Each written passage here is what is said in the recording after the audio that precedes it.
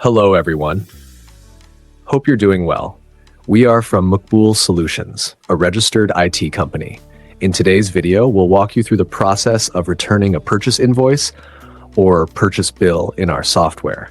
When running a business, there may be situations where you need to return items to your supplier or vendor. To ensure accurate record keeping and payment adjustments, our eSalesAnalyst software provides all the necessary options. Steps to process a purchase return. 1. Access the purchase module. Navigate to the purchase module and open purchase details. You will see a list of all purchase transactions. To locate the specific purchase, you can use the supplier name option, the purchase ID. Simple, right? Selecting the supplier and invoice. Suppose we purchased items from Abbott Pharma and need to return some medicines. Locate the supplier and find the purchase invoice by double-clicking on it. After verifying the purchase details, click on the return button.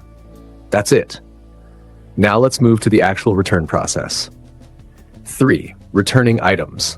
A list of purchased items will appear on the screen. Select the items you want to return and specify their quantity.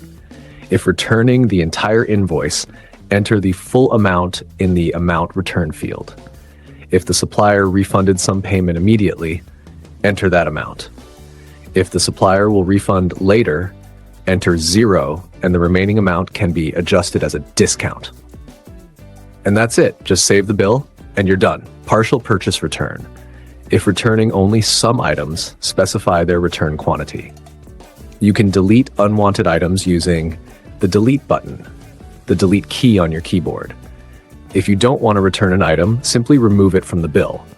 For example, these 2 items and their quantity will be adjusted and their total amount will show 3,250 teen. That's what you enter in the amount return field. Easy, right? The system will calculate the total refund, including any applicable tax. Enter the amount refunded on the spot and save the bill. Done. Now let's talk about handling expired or unknown items. 5. Returning expired or unknown items. If you have items from multiple suppliers or expired stock, use the purchase item return option. Click Add, select the supplier's name, or scan the item. Choose the batch number, important for expired items. Specify the quantity being returned and any additional details like tax or price adjustments.